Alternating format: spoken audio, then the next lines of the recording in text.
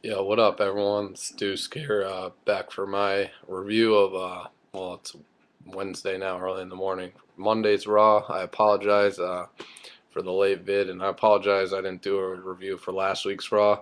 Honestly, last week's Raw, I didn't really, I mean, I watched it, I didn't really take notes, and that crowd was in DC was just absolutely horrible, and it really just kind of, it like turned me off from the show, you know what I mean? Like, the crowd literally had an effect on me. It was horrible. It was fucking shit crowd. But I did enjoy, the Lesnar Cena scuffle, if you will, and, Lesnar F5ing Cena end of the night again.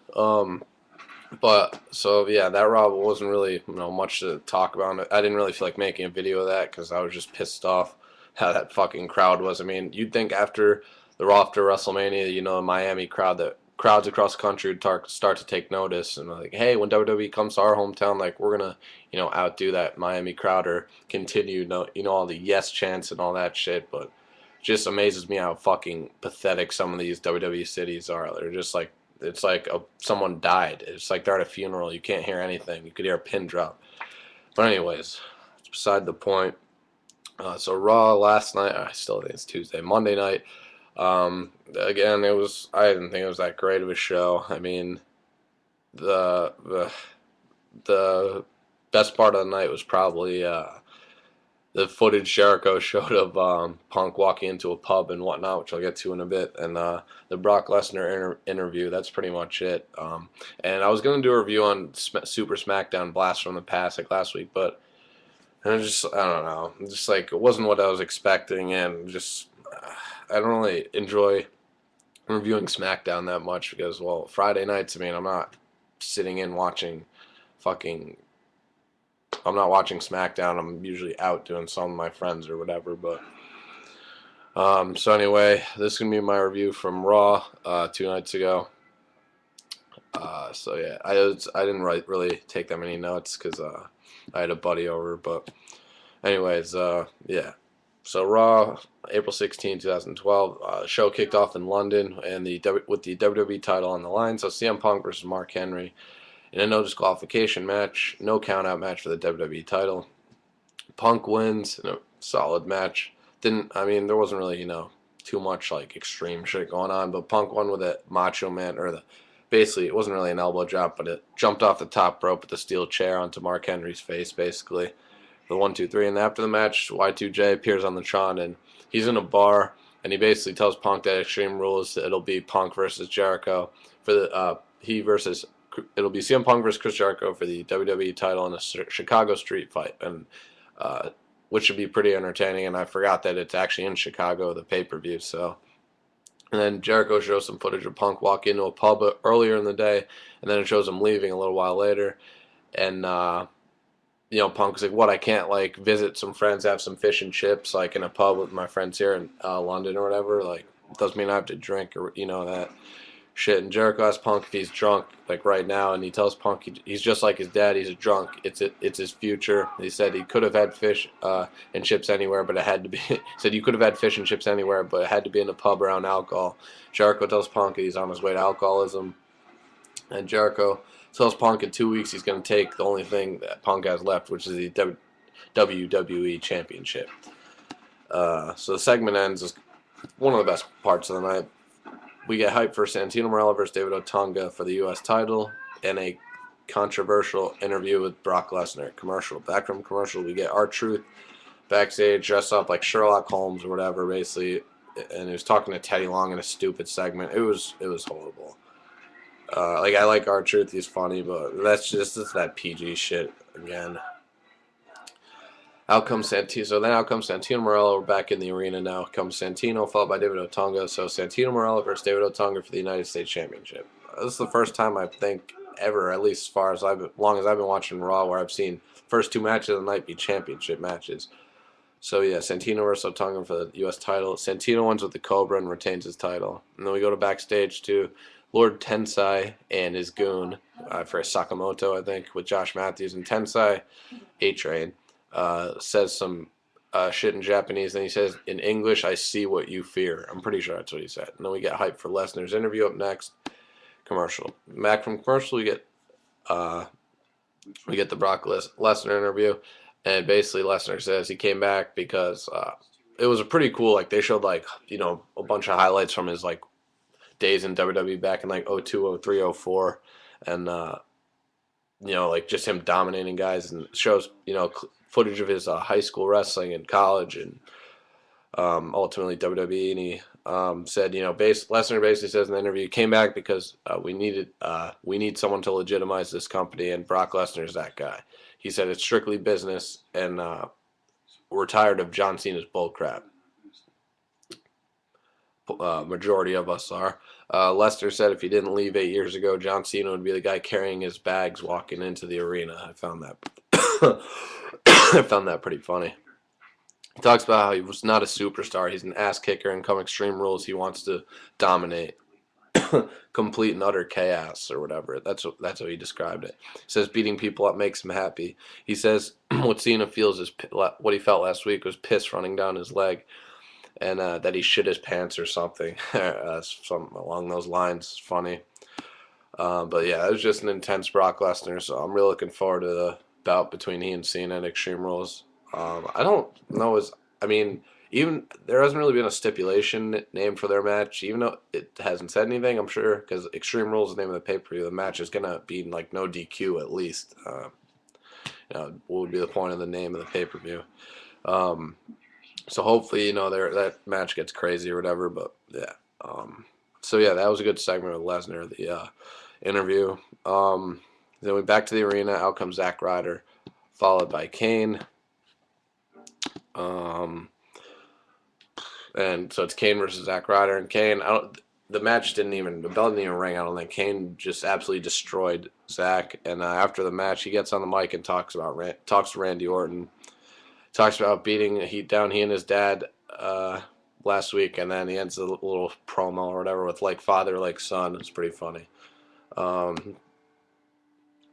yeah, then we get a funny segment with Daniel Bryan, Kofi Kingston, and AJ backstage. AJ is just really, man, she's smoking hot. And D-Bry basically, I don't know, he told AJ to shh.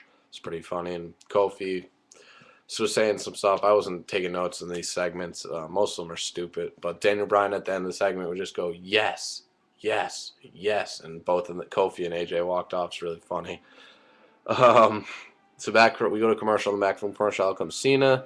He, gives his usual spiel, his shtick, if you will, about how John Laurinaitis is trying to get someone to replace him. He says John Laurinaitis can't do business man-to-man, so instead he goes out and gets Brock Lesnar. Cena talks about Lesnar just likes to inflict pain, and on April 29th at Extreme Rules, Lesnar isn't there to win. He's there to end and replace John Cena. Cena, he literally does give his usual speech, and he talks about, I swear I've heard this, I'm not saying this to bash the guy, I'm just being honest. I swear I've heard him give this promo so many times, against a big superstar he's feuding with, saying, and he gets all amped up and says, I will go down, I will go down swinging. He says, I am going to fight. It's the same old shit, whatever. I'm literally just starting to accept the fact that Cena's never going to change, so it's no point bitching about him anymore. So yeah, Cena gives his usual shit, and then John Laurinaitis comes out and tells Cena he's going to be in an Extreme Rules match tonight and next week. He won't name his opponent yet because that's what makes it more exciting. And next week will be the contract signing for the Brock Lesnar John Cena match at Extreme Rules, and there will obviously both of them be there live. So Cena, the main event will be John Cena versus a mystery opponent in an Extreme Rules match. I kind of had an idea of who the opponent was, and I was right on the money. I'll get to that in a bit. So then we see a replay of the Mark Henry CM Punk match from earlier and what Jericho did after, the footage he showed. And then we get hyped for Kofi versus D-Bry up next. Commercial. Back from commercial, out comes Kofi Kingston, followed by Daniel Bryan. So, and the England crowd, the London crowd's great. Again, the only thing I did not like, God, even Raw, because it was taped, obviously, the fucking fake crowd noise that SmackDown always has. They dub in. Oh my God, that fake applause or whatever you want to call it is so insulting to the fans, in my opinion. I mean, granted, some of the arenas could use a little help from fucking fake audio because they are dead as shit. But then most of the time, you get good crowds, good fans. Just doing that, it's just overshadows them. Just I don't know. It's just like basically saying the fans suck and we need to make some noise.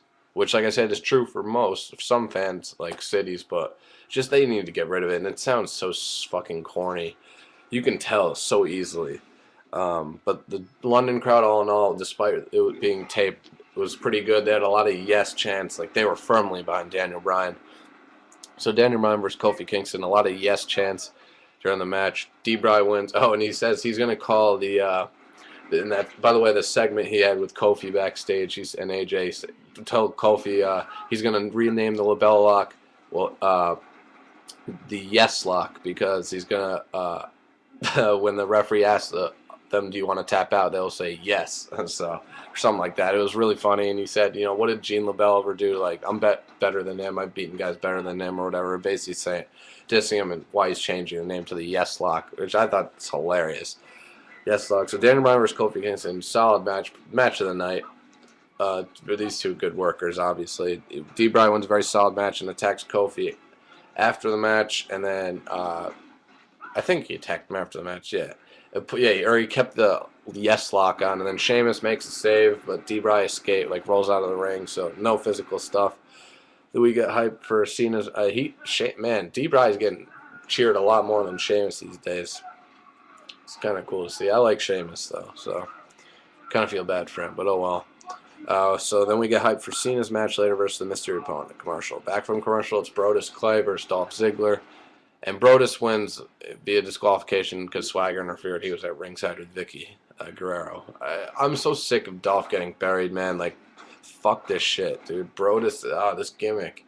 I hate it. His dancers are hot as hell, but, I mean, goddamn. I'm just getting like so sick of him. Put him in a feud at least with another big guy or someone who could give him some competition.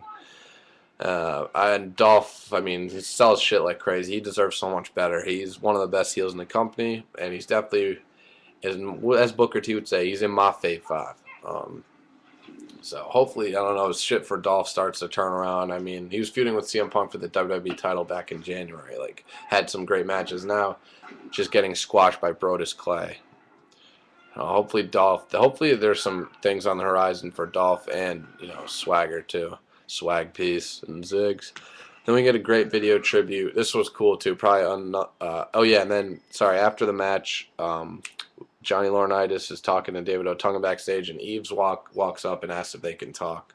And they all three go into Laurinaitis' locker room to talk about something. Hopefully this thing Eve keeps wanting to talk about plays out in a storyline soon. Or whatever. I just want to see more of Eve. And again, no Beth Phoenix, the Divas champion. So really just shows you how much WWE cares about their women's division. So yeah, that, and then we get a great video tribute to the late Chief J Strongbow, which is really nice. I'm glad they actually did that. Showed some nice clips of him from his heyday. So it's nice. Rest in peace, Chief J. And back we go to commercial, and back from commercial, out comes the Great Khali and the Big Show, followed by the tag team champions Primo and Epco with Rosa Mendes, who is unbelievably hot as hell. Well, why is the Great Khali still wrestling? Why is he still in the company? He sucks. He can't do shit. He sucks. Oh my god. I mean, Big Show, fine. He's a giant who I've watched for a while, and he actually can do shit. He was pretty athletic for a big man. But I mean, come on, Big Show and Great Khali versus Primo and Epco. They both win. Show hit a choke slam, and Khali hit his Punjabi plunge. They hit it at the same time. 1, 2, 3. I really hope they don't try and put these two as a tag team. Like, come on, Khali is awful. And Show was kind of dancing to Khali's music after the match. It's a little funny. You just gotta love Show for he just seems like such a genuine nice guy. I'd really like to meet him someday. Hopefully if I get tickets to Mania next year, I can. So yeah, after that weird shit, back from commercial, out comes Cena, followed by his opponent, who I correctly guessed, Lord Tensai. John Laurinaitis came out and introduced his opponent. Cena's opponent, Lord Tensai. So John Cena versus Lord Tensai in an Extreme Rules match. It wasn't extreme at all. No chairs were used, no nothing. They weren't even on the outside of the ring, really. Tensai wins Cena had the STF locked in on Tensai, and David Otunga was at ringside with Laurinaitis. Obviously, he interfered, got an FU for his troubles, and turned around to green mist from Tensai, like Tajiri shit, literally. And then he hit the Baldo bomb. I don't know what he's calling it these days, or the derailleur.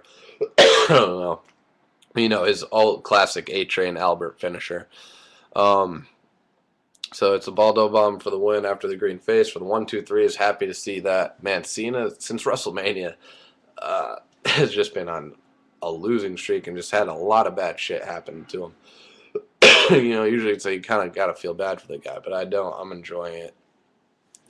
It's nice for once because we all know Cena will be back up at the top on his back on his throne at the top of the pedestal soon. So I mean, might as well enjoy this. Cena being, you can't even call it buried. Might as well enjoy Cena's bad luck streak right now because we all know it's gonna end sooner or later.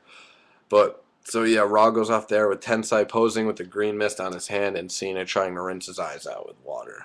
Because I can't even imagine how much that fucking stings. So yeah, Raw was mediocre at best, and that's putting it nicely. I was happy to see a Tensai beat Cena. I didn't want to see him tap out to the STF. Come on now. So yeah, and oh yeah, my biggest question is, well, first of all, Drew McIntyre's on SmackDown. I forgot. But Raw, where the hell is the Miz? That's my biggest question. Where was the Miz? I thought I don't know. I thought John Laurinaitis had something big for him. I don't know. I just thought that was a shocker. Like, where was Miz? I was looking forward to seeing him. He's always one of the guys I always look forward to seeing. He's one of the more entertaining guys on the roster. I just don't understand where he was. Maybe couldn't get to London. I don't know. Travel issues. Who knows? I didn't read anything. So, but that's pretty much it, guys. My Raw review from 2 nights ago, Monday. Again, I apologize for the lateness, tardiness, if you will. Yeah, I'll try. My next reviews, they'll be right after the show. Last week's Raw really put a sour taste in my mouth. That shit crowd. I hope they never go back to DC. And I'm gonna try and start making more vids. I just work every day, and by the time I get home, I just feel like doing nothing but just chilling and not really just laying around. I don't really feel like have any energy to put into my videos. So, but I'm pretty beat tonight, so that's pretty much it, guys. I'm gonna make a vid. Let's say it's Wednesday now. I'm gonna try and make a vid in the next 2 days on a couple of topics. One of them being Brock Lesnar, and other one just talking about current state of WWE. What I think, what should change to make it better, and I don't know, just things like that. I'm just gonna give you my opinions on the landscape of the WWE. So, yeah, comment, subscribe, and hope you enjoy this vid, guys. And again, I don't know if I'm not doing anything Friday night or I have time, I'll do a bit of a SmackDown review if I see it. If not, I'll see you guys tomorrow or Friday. Yeah, I'll try and make a vid. So yeah, I'm out. Peace.